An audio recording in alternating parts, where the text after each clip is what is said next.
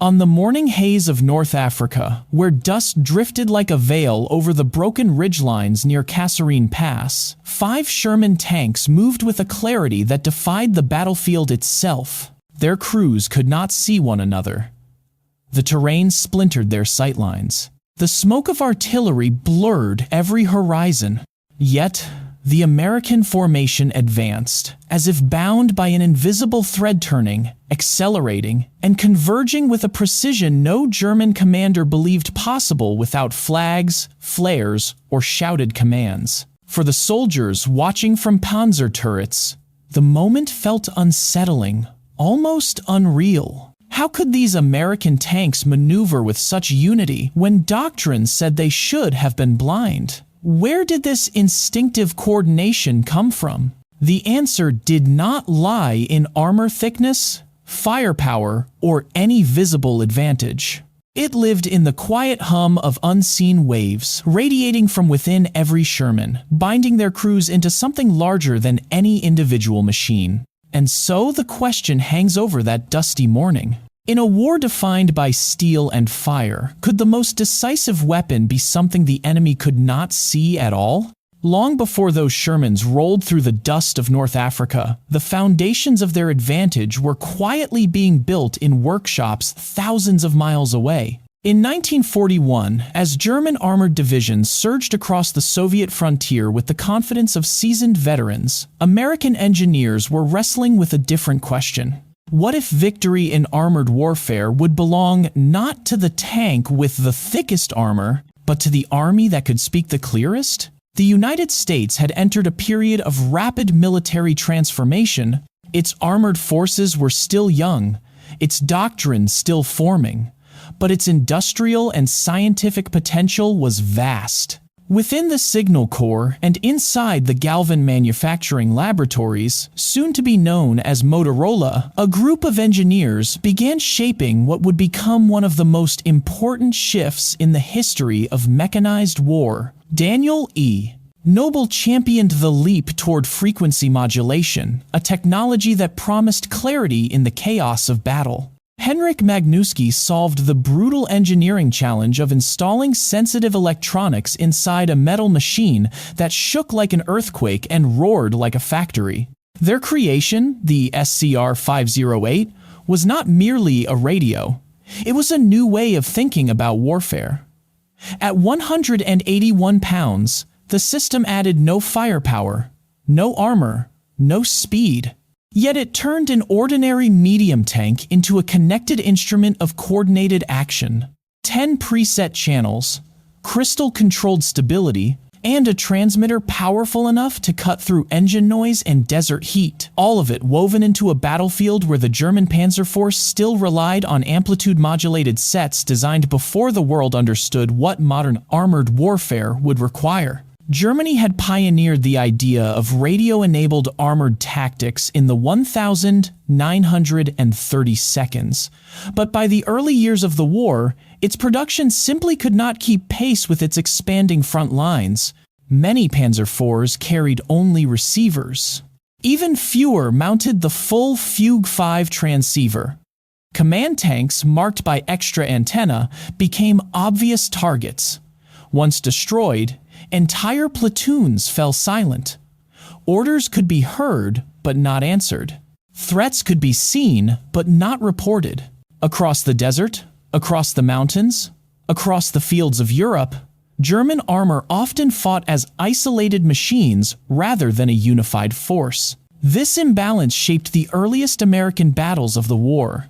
When the first U.S. armored units landed during Operation Torch in November 1942, their crews were still inexperienced, their tactics untested, their confidence unsteady. But the radios inside their tanks delivered something priceless: the ability to stay connected even as the battlefield collapsed around them. It was a capability the Germans did not expect and were not prepared to counter.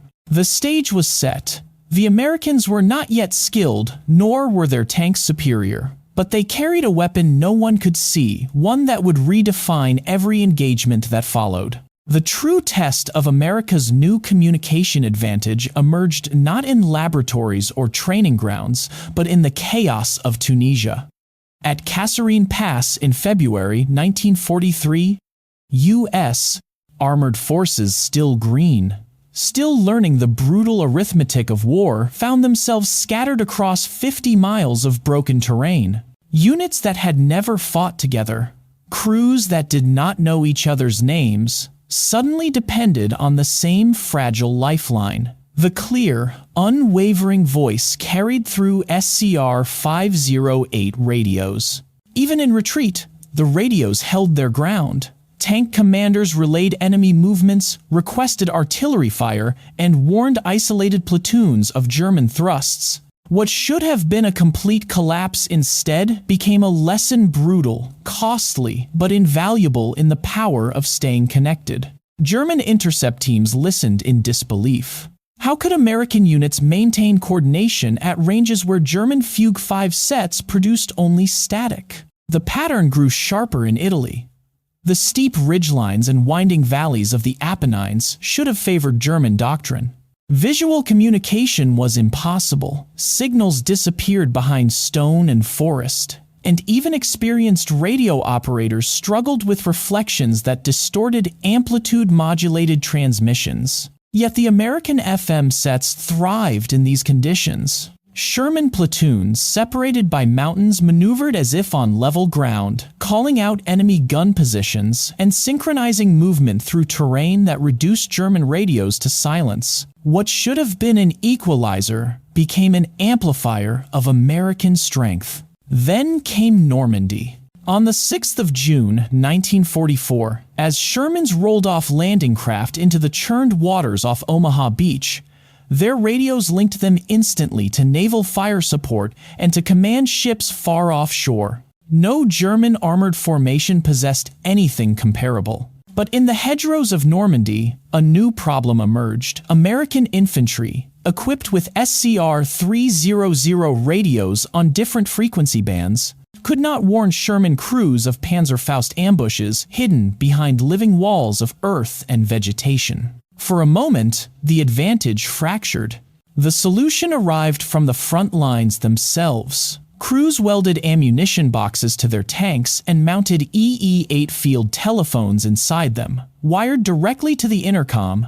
With a single adaptation born of necessity, American tanks and infantry became a unified force again. By the time Operation Cobra began in late July, the communication gap had vanished. Cobra revealed the full extent of what clear, universal radio communication could do. The 2nd Armored Division moved more than 200 Shermans through smoke, dust, and shattered road networks with a speed and precision that stunned the German Panzer Lehr Division. Artillery strikes arrived minutes after identification. Threats spotted miles away triggered immediate counteraction. To German crews fighting with failing radios and collapsing lines of communication, the Americans did not merely seem coordinated, they seemed omnipresent. And from that point forward, the battlefield belonged to the side that could speak, listen, and respond faster than the enemy could understand.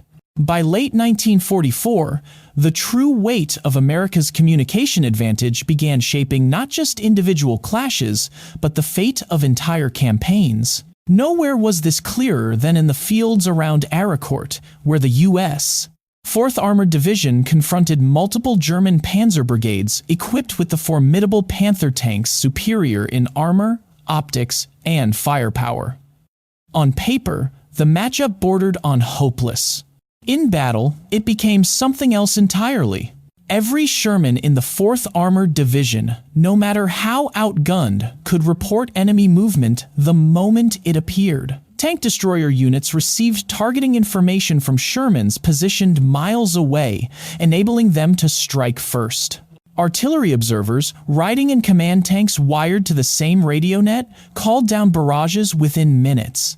The Panthers, powerful as they were, fought in isolation. Their communications faltered with every burst of engine noise, every shift in terrain, every disruption of command vehicles. The result was a 3-week contest in which the 4th Armored Division destroyed 281 German armored vehicles while losing only 41. Sherman's a kill ratio that contradicted every expectation of raw mechanical superiority. The consequences stretched far beyond the battlefield. German commanders began to realize that their tactical assumptions, particularly the belief that destroying command tanks would paralyze American units, were catastrophically flawed. They continued to aim for vehicles with multiple antennas, not understanding that every Sherman in the formation was a command tank in all but name. This miscalculation repeated itself across France and into the German heartland, where destroyed panzer formations often left behind radios drifting off frequency or failing under electrical interference.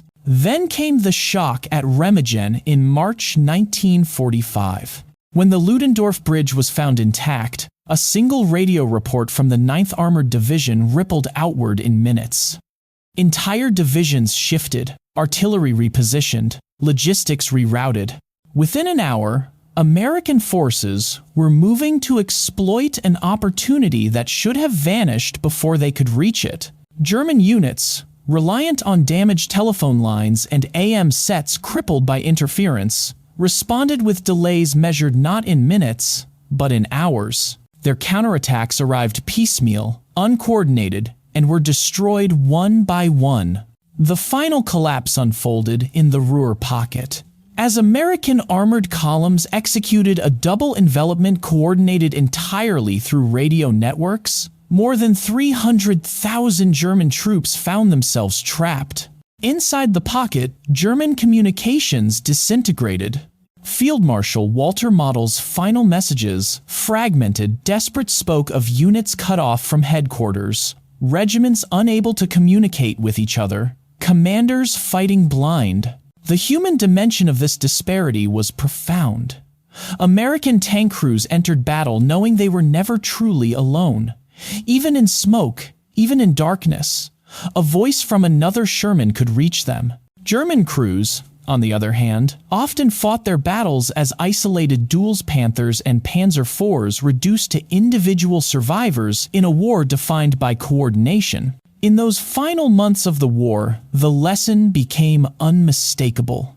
Even the strongest armor fractures when it cannot speak, cannot hear, and cannot act as part of something larger than itself. In the aftermath of these decisive campaigns, a broader truth emerged, one that reached far beyond tank duels or battlefield maneuvers. The American triumph in armored warfare was not simply the result of better industry, larger armies, or favorable logistics. It reflected a philosophical shift, the belief that information, not armor, would govern the future of war. To American strategists, the SCR-508 was more than an accessory. It was the foundation of a flexible combat command structure that allowed units to form, dissolve, and reform into mission-specific task forces. This adaptability baffled German officers accustomed to rigid organization, where communication scarcity forced hierarchy rather than encouraged creativity. By contrast, American commanders could combine infantry, armor, artillery, and reconnaissance units with confidence that they would remain in seamless contact. Other nations took notice. After the war, Soviet engineers studying captured German and American equipment reached a stark conclusion. Germany had built superior tanks, but America had built superior systems. The Red Army, recognizing the limitations of its wartime communications, where a majority of T-34 seconds fought without radios, chose to emulate American designs for its post-war armored doctrine. Soviet field manuals echoed lessons drawn from Sherman formations. Without universal radio deployment, massed armor becomes a liability rather than an asset. In West Germany, the newly formed Bundeswehr confronted the past with unusual clarity. Training manuals emphasized that German defeat often stemmed not from inferior vehicles, but from inferior communication. Every Leopard tank manufactured carried advanced radio capabilities, reflecting a doctrine shaped directly by the failures of the Fugue 5. In time, NATO as a whole adopted the same principle, advancing toward a vision of warfare where instant information exchange was the central combat multiplier. Modern conflicts only reinforced these lessons. In the Gulf War of 1991, American and coalition forces wielding sophisticated digital networks overwhelmed Iraqi units equipped with individually formidable Soviet-designed tanks but crippled by outdated radios. In 2003, the same pattern reappeared. Fast-moving, highly connected U.S. formations outpaced opponents whose armored vehicles still relied on limited, inconsistent communications. Across decades and continents, the verdict remained consistent.